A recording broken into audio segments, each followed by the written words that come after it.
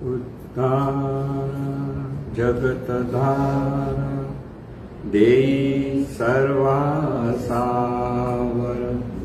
स्वरूपानुसंधान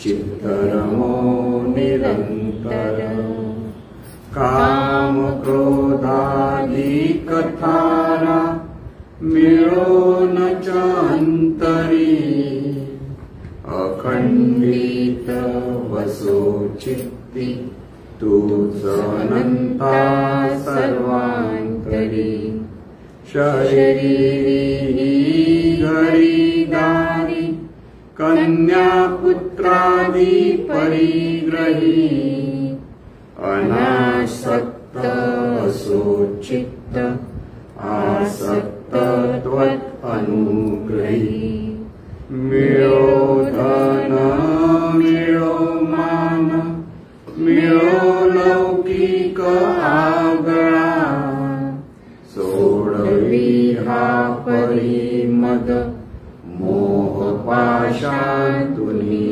गळा असो भोग असो त्याग असो विद्या असो कला अविट पद पदमांची भाव भक्ती दे सकळा चराचर दिव्य रूप दिसो बाहेर अंतरी सर्वांचे भले व्हावे उच्चारो मन वैखरी मी माझे मावळ सर्व तू तुझे उगवता मी तूपणा जगन्नाथा हो एकची तत्वता देव भक्त से द्वैत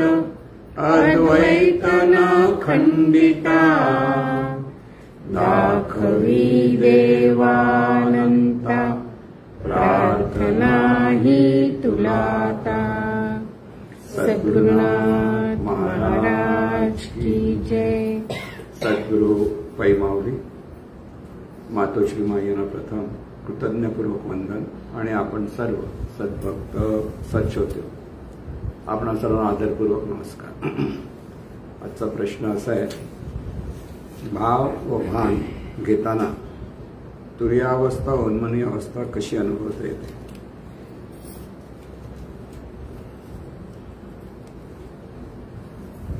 साधनेचा प्राण असं जे आपण म्हणतो, साधनेचा प्राण म्हणजे जिथे भाव आणि भान असते तिथे साधना असते। दिव्य साधना असं जेव्हा सत्साधकासाठी सद्गुरू मार्गदर्शन करत असतात त्याचा गाभा हाच असतो की भाव धरता आला पाहिजे आणि भान घेता आलं पाहिजे। भान घेणं म्हणजे आपणच आपल्याला अनुभवणं, आपण म्हणतो भान, आणि हे भान आपण सतत घेत असतो। म्हणजे आपल्या कळत न कळत आपण आहोत की आपण जिवंत आहोत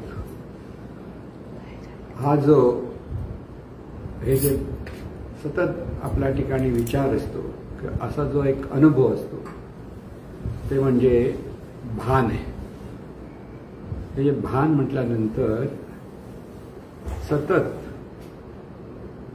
आपण आहोत हा जो विचार आपल्याकडे असतो किंवा हा जो अनुभव आपल्याकडे असतो ते म्हणजे भान, लक्षात घ्या। आणि म्हणून हे जे भान आहे ते खरं म्हणजे सहज आहे। मग साधनेमध्ये नेमकं आपल्याला काय साधायचं असतं तर जाणीवपूर्वक भान घ्यायचं, साधायचं असतं। सहजपणे आपल्याकडे जे भान आहे ते आपल्याला आपल्या देहाचं भान आहे, म्हणजे मी आहे असं जे आपल्याला वाटतं ते खरं भान आहे। आणि भानाचा जो अनुभव आहे तोच विचाराच्या अंगाने आपण प्रगट करतो। म्हणून भान हे पहिलं कळलं पाहिजे. बऱ्याच वेळेला साधनेत भान घ्या असं म्हटलं तर कळत नाही. इथे आपण आपलं भान घ्यायचं म्हणजे आपण कोण आहोत हे आधी कळलं पाहिजे. आज आपल्या ठिकाणी जी अवस्था आहे तिथे आपण देह आहोत हा भाव असल्यामुळे ह्या भावाच्या अधिष्ठानं आपण देहाचं भान घेतो. म्हणजे आपण आपलं भान जे घेतो असं जे म्हणतो त्यावेळेला आपण आपल्या देहाचं भान घेतो. देह स्थूल असल्यामुळे हे भान घेणारं कोण आहे तर भान घेणारं हे जाणणारं तत्व आहे ते भान घेतं. शरीराच्या द्वारे जाणीवपूर्वक ते जाणणारं तत्व मी देह आहे या भावामुळे शरीराचं भान घेतं मी आहे असं म्हणतो. म्हणजे दोन गोष्टी आहेत बघा. शरीराचा अनुभव ही जाणीव घेते आणि शरीर आहे म्हणजेच मी आहे हे भान आहे का बाजूने आणि त्याच भानाला मी आहे हा भाव जोडते. म्हणजेच मी शरीर आहे हा भाव जोडतो. म्हणजे सर्वसाधारण माणसाची अवस्था आहे. इथे आपण कोण आहोत खरं आपण म्हणजे शरीर नाही तर आपण हे जाणणारं तत्व आहे. हा महत्वाचा भाव लक्षात ठेवायचा. आधी हे स्पष्टीकरण समजलं तर ते भाव आणि भान समजतं. नाही तर भाव आणि भान हे आपल्याकडे चुकीच्या अंगाने चुकीच्या म्हणजे अज्ञानाच्या अधिष्ठानं असलं तर ते देहभावाचं देहभान असतं. लक्षात घ्या. देहभावातून देहभान आणि देहभानातून देहभाव धरला जातो. आता हे जे चक्र आहे की सहज असलेला देहभाव आणि त्याच्यातून आपण जिवंत आहोत हे भान हे जे सहज आहे आपल्याकडे ते आपल्याला बाजूला करता आलं पाहिजे. आणि ते बाजूला करण्यासाठी आपण म्हणजे जाणणारं तत्व आहोत. त्याला आत्मतत्व म्हणतात, ब्रह्म म्हणतात, अहम ब्रह्मास्मी असं जे सांगितलं जातं. तर म्हणजे ब्रह्म कोण तर ह्या देहातून जे जाणणारं तत्व आहे प्रत्येक देहातून जाणणारं तत्व आहे. त्याला सोप्या भाषेत म्हणायचं शब्द जाणीव म्हणतो. जे जाणते ती जाणीव. आणि ही जी जाणीव आहे ही जाणीव मुळात ब्रह्म आहे. ही जाणीवच आत्मतत्व आहे लक्षात घ्या. आणि ही जाणीवच स्वतःला देह समजते. मग गोंधळ इथे जाणीव स्वतःला देह समजते आणि देहभाव धरते. आता जाणीवेने मी देह नाही हे पहिले लक्षात घेता आलं पाहिजे. लक्षात घ्या. पण जाणीव म्हटल्यानंतर तिथे ही जाणीव मनरूपाने प्रकट होते. तिथे अंतर्मन आणि बहिर्मन असा जो दोन भाग येतात मनाचे. त्या अंतर्मनामध्ये दृढ भाव आहे मी म्हणजे शरीर. आज जो गोंधळ आहे त्या अंतर्मनामध्ये तो दृढ भाव आहे. दृढ भाव काय मी आहे की आपण आपलं नाव सांगतो ते देहभावातून सांगतो. आणि देहभावातून सांगितल्यामुळे सगळं जीवनाचं गणित चुकतं. गणित चुकतं का कारण तिथेच देहापुरती मी ह्या भावनेतून भावामुळे भावना निर्माण होते की मलाच सुख हवं. हा जो बोध प्रत्येकाकडे असतं की माझं आणि मला याच्यामध्ये माणूस गुंतला जातो. तो त्याचं खरं कारण म्हणजे देहभाव आहे. म्हणून मला मिळालं म्हणजे बाजूला बाकीच्यांचं मला काय पडलंय की मलाच मिळालं पाहिजे दुसऱ्यांना नाही मिळालं तरी चालतं. पण दुसऱ्याला मिळालं आणि मला नाही मिळालं तर मला राग येतो, द्वेष येतो, असूया येते, मत्सर येतो. मनासारखं नाही घडलं माझ्या तर मला परत राग येतो की निराश होतो. म्हणजे हे सगळं विकार जे निर्माण होतात त्याला कारण म्हणजे ही जी जाणीव स्वतःला देह समजते. देहाचं अस्तित्व म्हणजे मी किंवा माझं अस्तित्व म्हणजे जाणीव स्वतःला त्या पद्धतीने समजते. त्यामुळे त्याच्यातून बाहेर पडायचं असेल तर प्रथम जाणीवेला आपण जाणीव आहोत हे कळलं पाहिजे. पण हे अंतर्मन इतकं घट्ट असल्यामुळे हा देहभाव अत्यंत चिवट आहे. थोडा वेळ आपण म्हणून मी देह नाही म्हणणार हो सगळे म्हणते देह नाही पण देहभावातून वागणार. म्हणजे एखाद्या लहान मुलाला सांगितलं की तू ना मस्तीखोर नाहीस, पण तू मस्ती करतो. हो, मी मस्तीखोर नाही, बरोबर मस्ती करतो ना. तसं ही जाणीवेला हे कळतच नाही की तू जाणीव, भले भले इथेच फसतात. म्हणजे इथे रती महारथी जिथे हरतात कुठे, ह्या देहभावाच्या पुढे हरतात. आणि हे देहभावातूनच सगळं माझं, मी, माझं, मला हे सगळं सुरू झालं तर तिथे आहे. म्हणून जाणीवच आहोत इथे निश्चय झाला पाहिजे. प्रथम पहिला विचार.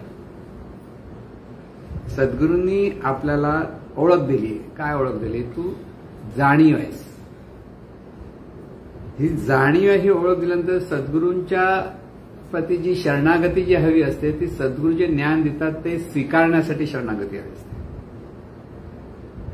म्हणजे आपल्याला वाटतं आपण शरणागती म्हणजे साष्टांग नमस्कार केला, 10 वेळा नमस्कार केला म्हणजे आपण खूप शरणागत होतो. नाही, सद्गुरूंनी सांगितले जर तुला त्याप्रमाणे वागता येत नसेल तू शरणागतच नाहीस. सद्गुरूंनी सांगितलं आणि शिष्याने केलं तर ती शरणागती.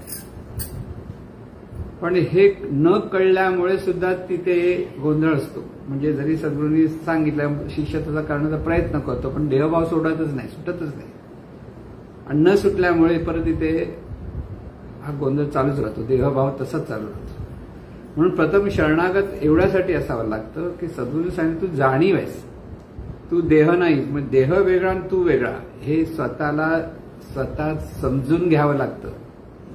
कारण प्रत्येक गोष्ट सद्गुरूंनी सांगितल्यानंतर आपल्या ठिकाणी प्रयोग करायला पाहिजे. पण आपलं तसं नसतं. तुका नाही माका नाही तुका असं महाराज म्हणायचे. कोणी काय प्रवचन राहते आपल्याला कोणतरी चुकलेलं आहे, कोणतरी असं बोललंय म्हणून त्याला सांगतात. प्रत्येक माणूस चुकत असतो. म्हणजे ऐकणाराने माझ्यासाठी ऐकायचं असतं.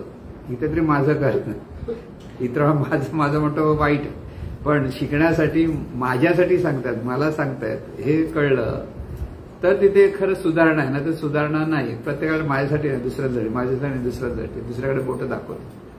पण ते प्रत्येक साधकाने ते स्वतःसाठी आहे हा बोध जर सद्गुरूंच्या ज्ञानाच्या अपेक्षेत घेतला तर तिथे सुधारणा लवकर होऊ शकते. आणि म्हणून इथे ही जाणीवच आहे. देह आणि जाणीव दोन वेगळ्या गोष्टी आहेत, लक्षात घ्या. देहाचं कार्य, देहाचा धर्म, देहाचे नियम वेगळे आहेत. जाणीवेचं कार्य, जाणीवेचे नियम वेगळे आहेत. दोन्ही अस्तित्वाच्या अंगाने, दोघांमध्ये फरक आहे पण दोघंही एकमेकाला पूरक पोषक आहेत. देह आहे म्हणून जाणीवपूर्वक जाणू शकते, हे देहाचं महात्म्य आहे. आणि जाणीव आहे म्हणून देह जिवंत आहे. नाही तर देहाला कोण विचार, देव मातीमोल होतो परत काही वेळातच. म्हणजे दोन्ही एकमेकाशिवाय जगू शकत नाहीत. पण देह गेला तरी जाणीव परत दुसरा देह धारण करून मोकळी होते. म्हणजे असं म्हणतात ना, तू नाही तो और सही, असं म्हणतात. तर जाणीव देहाकडे बघा, तू नाही तो और सही. इतकं कळलं पाहिजे की देह वेगळा आणि जाणीव वेगळी आहे, हे पहिलं लक्षात घ्या. म्हणजे इथे शरणागती इथे इतकी असली पाहिजे की जाणीवच आहेस आणि जाणीव असल्यामुळे जाणीवेची ओळख परत स्वतःला घडवून घेतली पाहिजे. म्हणजे जाणीवेने जाणीवेची ओळख करून घेतली पाहिजे. कशी ओळख करून घेणार?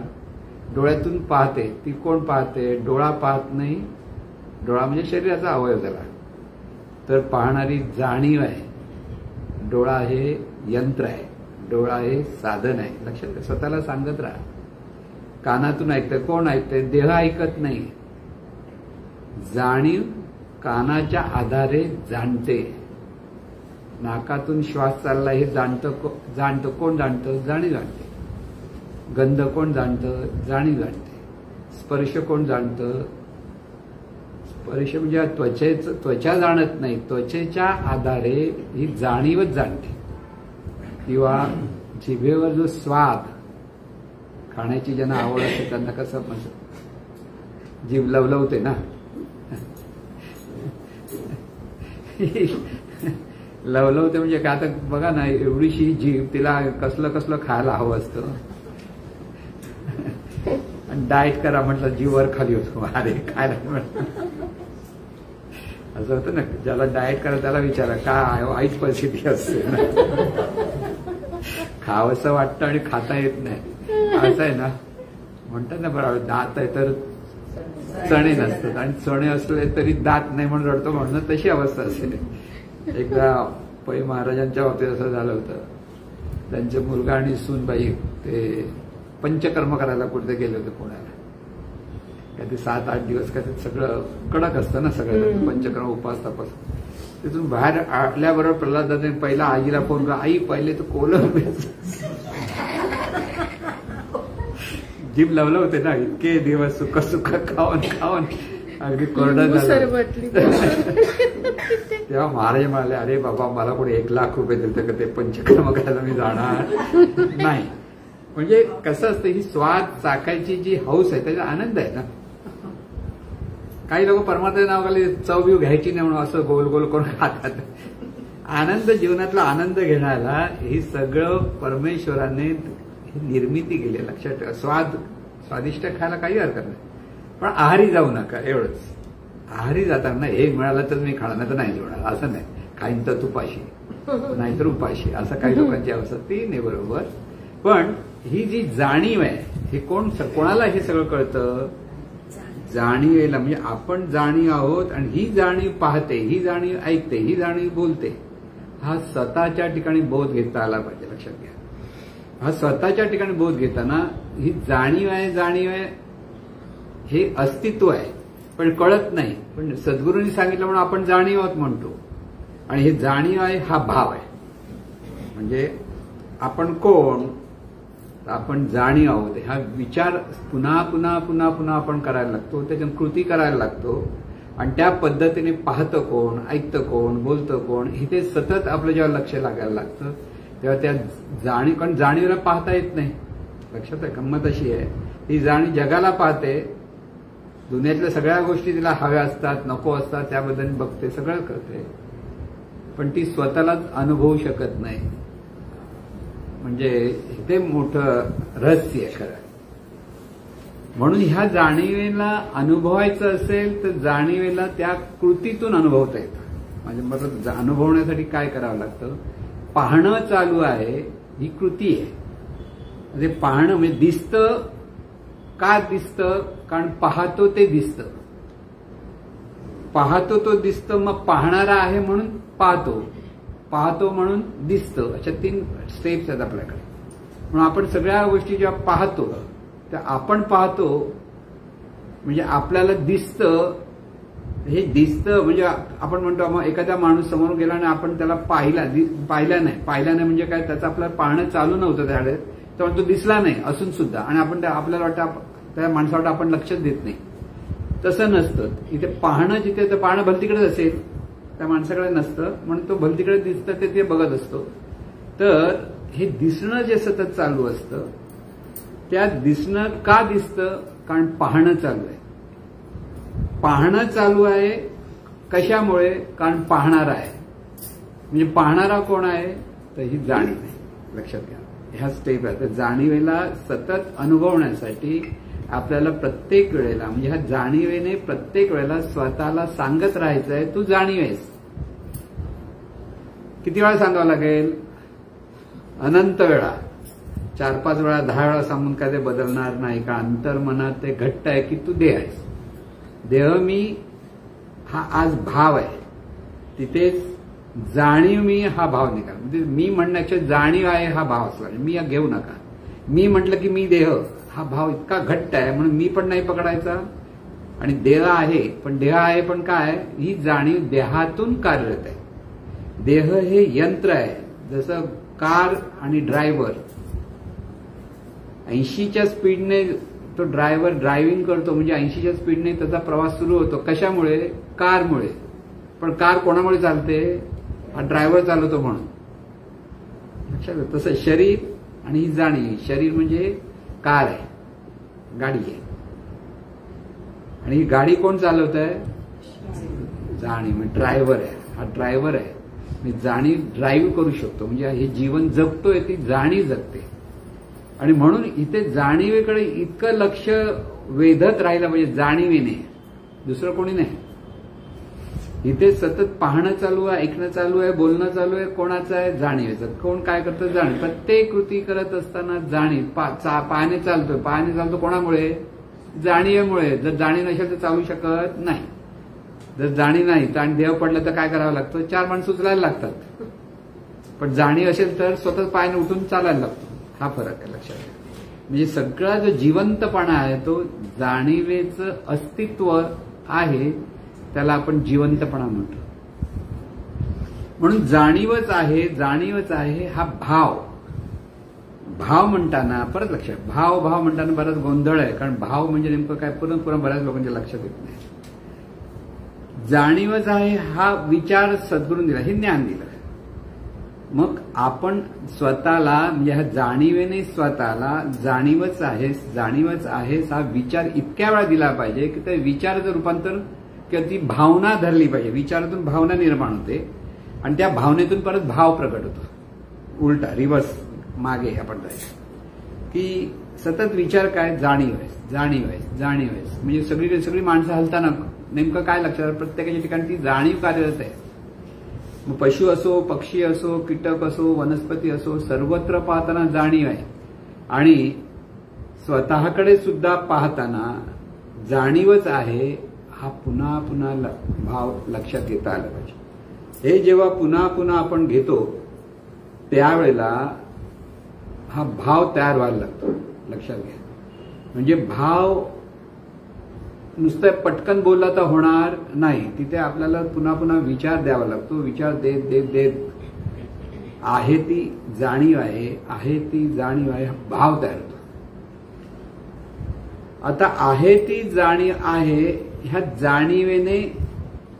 जाणीवेचा अनुभव घ्यायचा असेल, म्हणजे आता इथे जाणीवेचा अनुभव घेतो तेव्हा जाणीवेचं भान घेते. ते भान म्हणजे जाणीवेला अनुभवणं. शब्दाने सांगितलं जाणीव पण कृतीतून समजतं. कृतीतून जेव्हा समजायला लागतं, पाहण्याच्या कृतीतून जाणीवेचं भान घेते. फरक लक्षात घ्या. एकदा भाव कळला की त्या भावातून सतत पाहायला लागलो, ही जाणीव पाहायला लागली की ऐकतंय कोण, बोलतंय कोण, चालतंय कोण, हे सतत लक्ष तिथे सगळा फोकस जाणीवेकडे यायला लागला की जाणीव आपोआप त्या भावातून भान घ्यायला लागते. ही जी प्रोसेस आहे, ही प्रोसेस कोणतंही उपासनेच्या साधनेमध्ये जर होत नसेल तर ती साधना नाही. पण ही जी भान आणि भावाची प्रोसेस कोणत्याही साधनेत असेल, म्हणजे कोणी नामस्मरण करताय, कोणी प्रार्थना म्हणताय, कोणी स्वयंस्मरण करताय, आणखी वेगळे जे मार्ग आहे, श्वासस्मरण, तिथे भान आणि भाव जर असेल तर तिथे साधना आहे. जर भान भाव नसेल तर तिथे ती साधना नाही. म्हणून प्रार्थना ही सुद्धा साधना आहे, कधी भाव आणि भान असेल तर. म्हणून हे ईश्वरा म्हटल्यानंतर तिथे भाव आणि भान असेल तर ती साधना होते, प्रार्थना. पण भान आणि भाव नसेल तर ती साधी प्रार्थना होते. हा जो फरक आहे तो लक्षात घ्या. म्हणून जाणीवच आहे. म्हणून एका ठिकाणी जेव्हा साधक जाणीवच आहे हा भाव आणि भान घेण्याच्या प्रक्रियेमध्ये रममाण होतो, त्या जाणीव हळूहळू निवांत होत जाते. कारण जाणीवेला आपण जाणीवच आहोत हा भाव आणि त्या कृतीतून म्हणजे पाहणे, डोळे बंद केले पाहतं कोण, पाहणारी जाणीव आहे. किंवा श्वासाकडे लक्ष दिलं, श्वासोच्छ्वास कोणाला कळतोय, जाणीवेला कळतो, म्हणजे जाणीवच आहे. जाणीव एकांतात राहून इथे दुसरे कोणताच विचार येता कामा नये. किंबहुना सगळा फोकस जर जाणीवच आहे म्हटलं तर विचार येणार नाहीत, दोन्ही बाजू आहे. म्हणून अतिशय मनपूर्वक ते जाणीवच आहे ह्या भावामध्ये श्वासाकडे पाहत राहिला आणि पाहता जाणीव अत्यंत निवांत होत जाते. इतकी निवांत होते की बऱ्याच वेळेला साधक हा झोपेत तरी जातो किंवा तो ट्रान्समध्ये जातो. ट्रान्स म्हणजे ध्यानमग्न होतो. ध्यानमग्न झाल्यामुळे ही जाणीव नेणिवेत जाते. झोपेत किंवा ट्रान्समध्ये जाणं याचा अर्थ काय, जाणीवेचं स्वतःचं जे स्वरूप आहे ते नेणीव स्वरूप आहे. देहामुळे ती जाणीवपूर्वक जाणते. हे जाणीवपूर्वक जाणणारं हे देहाच्यामुळे ते शक्य होतं जाणीवेला. पण जेव्हा ती जाणीवच आहे ह्या भावामध्ये रममाण व्हायला लागते, तर ही जाणीव निवांत होते. आणि निवांत होता ती बऱ्याच वेळा ती ट्रान्समध्ये जाते किंवा काही वेळा ती झोपेत जाते. झोप आणि ट्रान्समध्ये फरक काय? झोप म्हटल्यानंतर ज्या वेळेला ही जाणीव बराच वेळ त्या नेणीवेत जात राहते, बराच वेळ म्हणजे बराच वेळ उठते किंवा बरेच 2 तास 3 तास 4 तास होतात ते तिला कळत नाही, ती झोप असते. पण थोडा वेळ ती जाते आणि जसं डुलकी लागल्या परत आपण जागे होतो. म्हणजे थोडा वेळ त्याला लगेच भानावर येते म्हणजे जाणीवपूर्वक जाणायला लागते. नेणीवेत आहे, नेणीवेतून परत ती जाणीव जाणायला लागते. ही प्रोसेस बरोबर ठरते. म्हणून काही वेळेला सुरुवातीला साधक जर ट्रान्समध्ये जात असेल, नेणीवेत असेल, ती तो प्रवासच आहे, नेणीवेचा प्रवास आहे, तो अनुभव आहे नेणीवेचा. आणि तो अनुभव घेऊन पुन्हा जेव्हा ट्रान्समधून बाहेर येता येतं, आणि बाहेर येणं आणि जाणं हे कोणाचं काम आहे? जाणीवेचं. दुसरं कोण करू शकत नाही तिथे. जाणीवच हे कार्यरत असते, म्हणून इथे जाणीवच आहे, जाणीवच सोडता कामा नये. आणि अशा त्या प्रोसेसमध्ये नंतर अशी एक वेळ येते की जाणीव नेणीवेत न जाता केवळ जाणणेपणाच्या अवस्थेत राहते. केवळ जाणणेपण. आणि हे जे केवळ जाणणेपण असतं तर तिला जगाचा कसला संबंध नसतो, दुसरा शरीराचाही संबंध नसतो, दुसरा कसलाही विचार नसतो. आणि ती केवळ जाणीवेचं अस्तित्व अनुभवत असते. त्या अवस्थेला तुरीय अवस्था म्हणतात. म्हणजे भान आणि भावाच्या ह्या प्रोसेसमध्ये जाणीवेचा प्रत्यक्ष अनुभव घेते, अनुभवते. बोलता येणार नाही, सांगता येणार नाही. लक्षात घ्या. का अनुभवलं नाही? केवळ असणेपण होतं. मग केवळ असणेपण होतं, केवळ सहज असं वाटत होतं, काही कळत नव्हतं पण कळत होतं. अशा काहीतरी शब्दामध्ये त्याचं वर्णन केलं जातं. पण तिथे ही जे केवळ जाणणेपण येतं की जाणीवेला ही जाणीवच आहे हा अनुभव. तिथे शब्दही राहत नाहीत, विचारही राहत नाहीत, काही राहत नाही, पण तिथे जाणणेपण असतं, एवढंच कळतं. आणि त्याला म्हणतात तुरीय अवस्था. म्हणजे ह्या अवस्थेमध्ये जाणीवेला जाणते पण जगाला जाणत नाही. याच्या अगोदरची जी अवस्था होती ती अवस्था म्हणजे जाणीव सर्वसाधारणपणे जागृती, निद्रा आणि स्वप्नावस्था ह्या 3 अवस्थेमध्ये तिचा प्रवास चालू असतो. सर्वसाधारण माणसाचा जो प्रवास चालू आहे तो जागेपण जाणतो, झोपेत जातो. त्यामुळे झोप लागली हे म्हणतो पण झोपेचा अनुभव येत नाही. पण उठल्यानंतर म्हणतो मला चांगली झोप लागली, म्हणजे तो अनुभवलेला असतं ते सांगतोय. आणि झोपेत कधी स्वप्न पाहतो तर ती स्वप्नावस्थाच असते. म्हणून ह्या 3 अवस्थेमध्ये ही रममाण असलेली जाणीव जेव्हा साधनेच्या द्वारे हे भाव आणि भानाच्या प्रक्रियेमध्ये केवळ स्वतःला जाणते त्यावेळेला तिथे त्या अवस्थेला जाणीवेच्या तुरीय अवस्था म्हटलं जातं. तुरीया म्हणजे जाणीव इथे स्वतःला जाणते पण जगाला जाणत नाही. हे जे जाणणेपण आहे ह्या जाणणेपणाची प्रक्रिया अधिक अधिक अधिक होत गेली. म्हणजे साधनेचा जसा जसा अभ्यास साधकाकडनं पुन्हा पुन्हा पुन्हा पुन्हा व्हायला लागतो तेव्हा त्या साधकाला जाणीवेचं अस्तित्व स्पष्ट कळायला लागतं की जाणीवच आहे. अंतर्मनामध्ये हा भाव तिथे दृढ व्हायला लागतो. म्हणजे ह्या अवस्थेमध्ये अंतर्मनाचं शुद्धीकरण असतं. लक्षात ठेवा. ह्या अवस्थेमध्ये जोपर्यंत अंतर्मनाचं शुद्धीकरण होत नाही तोपर्यंत तुरीय अवस्था क्षणासाठी आणि क्षणात निघून जाईल असाही भाव असतो. पण अंतर्मनामध्ये जसजसं हा दृढभाव होत जातो आणि त्या अंतर्मनात दृढभाव झाल्यानंतर साधनेतून ज्यावेळेस साधक पुन्हा वर येतो तेव्हा त्याला ते लक्षात असतं की जे आहे किंवा तो जागृतीमध्ये पण डोळे उघडत नाही पण तो अनुभवत राहतो तर तो तुरीय अवस्थेत असतो की जाणीवच आहे, जाणीवच आहे, जाणीवच आहे. हा जो भाव आहे त्याला म्हणतात तुरीय अवस्था. ही तुरीय अवस्था परिपक्व व्हावी लागते. परिपक्व म्हणजे डोळे उघडले तरी ही जाणीवच कार्यरत आहे हा सतत अनुभव असला पाहिजे. की सतत कुठेही पाहिलं तर तिला सगळीकडे जाणीवच दिसली पाहिजे. म्हणून संत सांगताना मला सगळीकडे विठ्ठल दिसतो, राम दिसतो, कृष्ण दिसतो. फसवतात आपल्याला.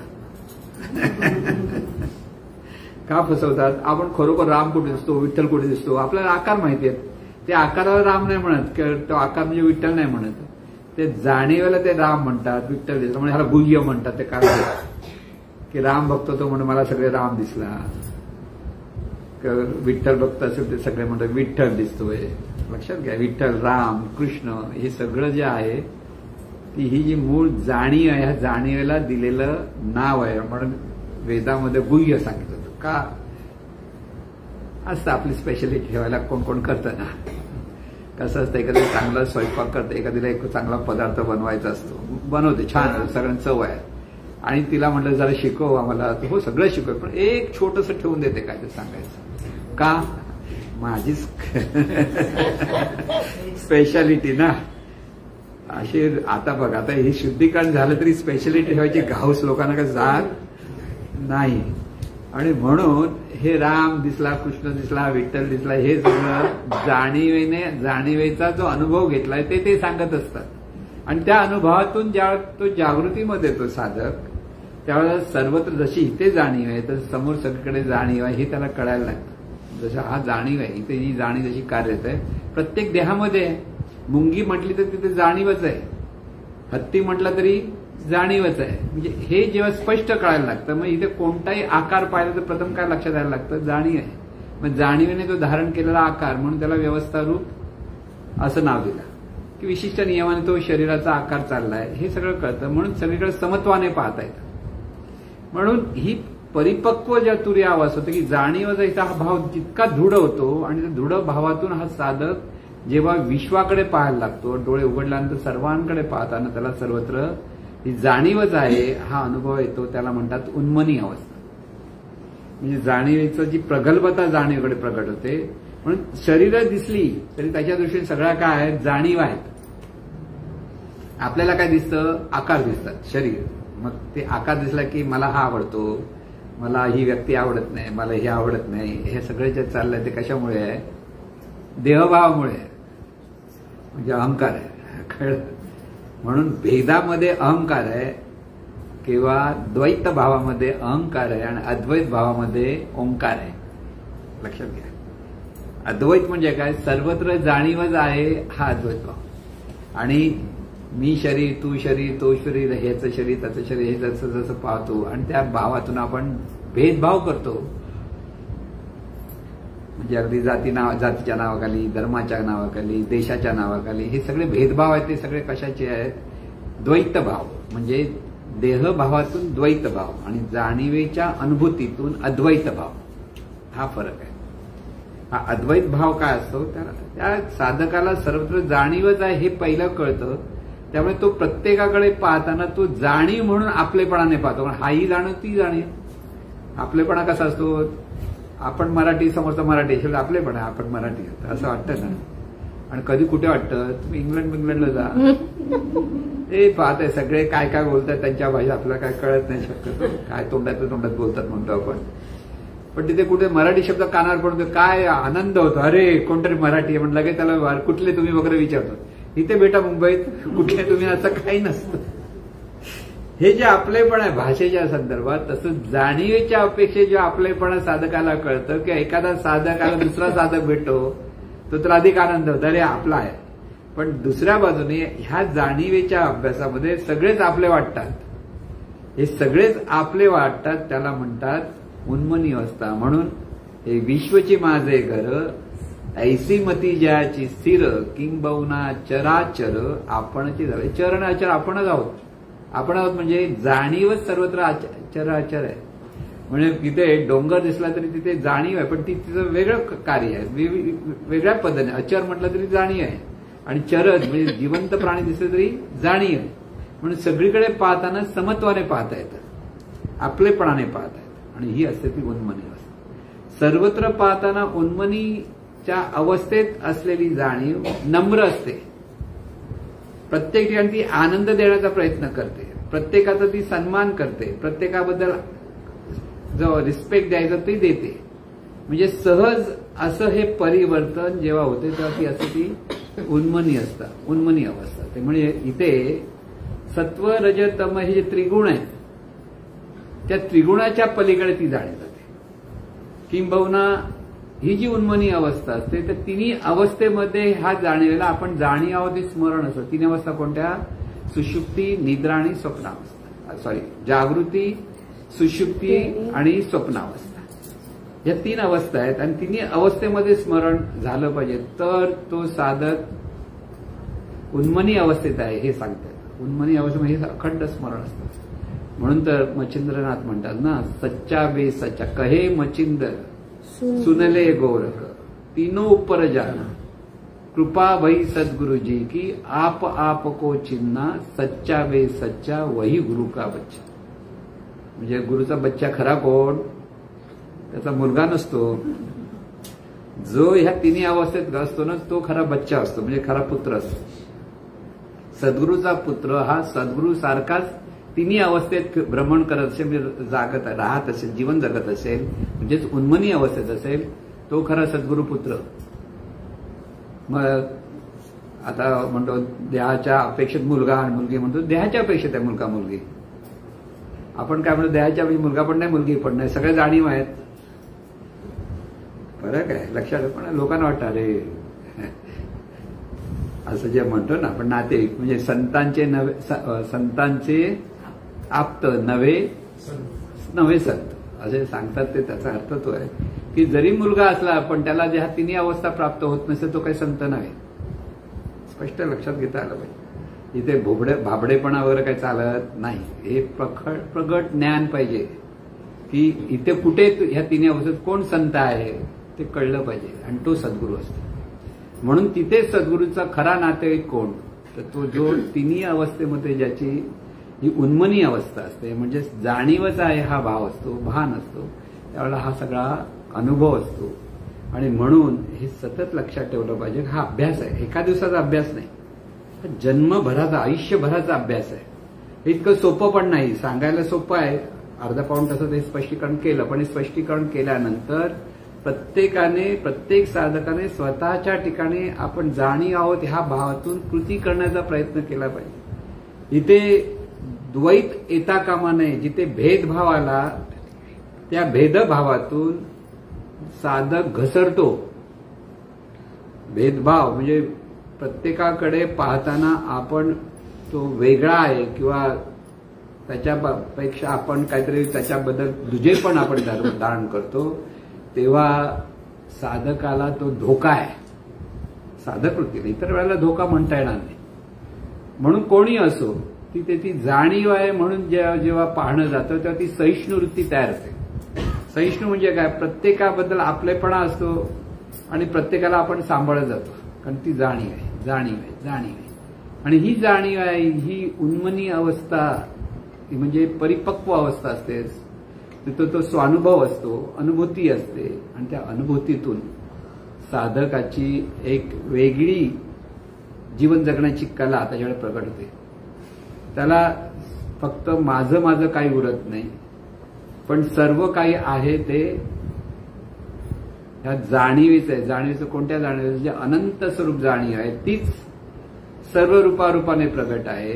हा बोध त्याच्याकडे प्रगट होतो की जे अनंत स्वरूप जाणीव आहे तीच प्रत्येक रूपातून पाहते, हा बोध असतो. आणि ह्या बोधातून ती जी जाणीव उन्मनी अवस्थेची ती प्रगट होत असते, आणि त्याच्यातून तिचं सगळं जगणं सुरू होतं. म्हणून जगणंच बदलतं. म्हणजे एखादा लहानपणीचे दोघं मित्र आहेत, पण एखादा साधक त्या उन्मनी अवस्थेत गेला तर ते मित्र आणि त्याच्यामध्ये खूप फरक आहे दोघांच्या विचारात. मित्र नेहमीच्या गप्पा टप्पा करतील, पण ह्याच्या गप्पा टप्पा वेगळ्याच होतील, ह्याचे विचार वेगळेच होतील, कारण विचार करण्याची पद्धतच वेगळी होते. म्हणून जे साधक अभ्यास करतात आणि ते पूर्वीच्या आपल्या नातेवाईकांना भेटतात तेव्हा त्यांच्या गप्पा टप्पा ऐकला ह्याला वाटतं अरे काय कसल्या गप्पा मारतात ते लोक, असं होतं ना. बऱ्याच वेळा तो अभ्यास ज्याचा आहे त्याच्या वागण्यामध्ये फरक पडतो, आणि त्यामुळे नातेवाईकांमध्ये किंवा मित्रमंडळीमध्ये जे होतात ते बाकीचे सगळे देहभावात असल्यामुळे त्यांच्या गप्पा टप्प्या तुझं माझ्या ह्याच्यातच असतात. पण जो साधक असतो त्याला हे जरा त्याला तेवढं हे होत नाही, म्हणजे पचत नाही. त्याला सगळ्यांबद्दल आपलेपणात असल्यामुळे कोण काय बोलतं बोलू दे म्हणतो, मग शांत राहतो. एकदा ही परिपक्वता आली की ही जीवन जगण्याची सगळी पद्धत बदलते, आणि ह्या पद्धतीमध्ये ही उन्मनी अवस्थेत असलेली जाणीव अत्यंत आनंदात असते. अति आनंद, सहजानंद, स्वानंद ही जी काही नावं जी सांगितली ती त्या अवस्थेमध्ये ही उन्मनी अवस्थेची जाणीव असल्यामुळे आनंद देण्यासाठी ती सर्वांशी संबंधित होते, आनंद घेण्यासाठी नाही. म्हणजे देतामुळे घेतला जातो ही सहज भाव. सर्वसाधारण माणूस काय करतो? संबंध कशासाठी जोडतो? आनंद घेण्यासाठी. म्हणून सगळ्या गोष्टी सर्वसाधारण माणूस हा काहीतरी मिळणार आहे ह्यासाठी संबंध जोडतो. अमुक एकाकडे गेला त्याच्याकडे अमुक एक मिळत असेल जाईल, नाही मिळत कशाला जाऊ, कळलं ना. असं ज्या अवस्था असते ते काहीतरी मिळण्याच्या अपेक्षेत सर्वसाधारण माणूस जातो. म्हणजे तिथे त्याच्याकडे आपल्याला काहीतरी हवं हा हवेपणा त्याच्याकडे असतो. पण ज्या उन्मनी अवस्थेतली जाणीव ही सर्वांना आनंद देण्यासाठी जातं, घेण्यासाठी जातं, म्हणून ती तिच्याकडे निरपेक्षपणा असतो. म्हणजे उन्मनी अवस्थेतली जाणीव ही निरपेक्ष असते. म्हणून कोणी संत जर मला हे आणून दे ते आणून दे म्हणत असेल तर तो संत नाही, त्याला अपेक्षा आहे संतांच्या. तू मान दिला तर मी येणार, मान नाही दिला तर मी नाही येणार, असं ज्यावेळेला आपण म्हणतो तर ती अपेक्षित होतं. म्हणजे उन्मनी अवस्था म्हणजे नेमकं काय ते पण समजून घेता आलं पाहिजे. निरपेक्ष असतं, जिथे जातो तिथे आनंदात असतो आणि कोणी मान दिला म्हणून चढून जात नाही आणि कोणी अपमान केला म्हणून रडत बसत नाही.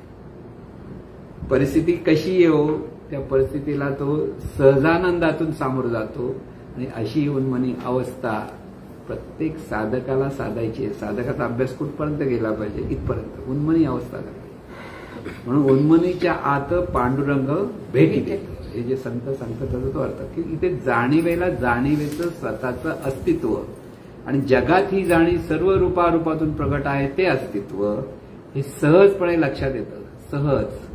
मग त्याला प्राणी मात्र पाहिजे तरी ती जाणीव येऊन तो त्याच्याकडे करुणेने पाहतो आणि मनुष्याकडे मनुष्य देहात असलेल्या जाणीवेकडे सुद्धा करुणेने पाहतो आणि ही करुणा ह्या उन्मनी अवस्थेत त्या साधकाच्या ठिकाणी प्रगट होते. म्हणजे त्या जाणीवेच्या ठिकाणी प्रगट होते आणि तिथे खरा स्वानंद चाकता येतो आणि हा स्वानंद सर्वांनी चाखा.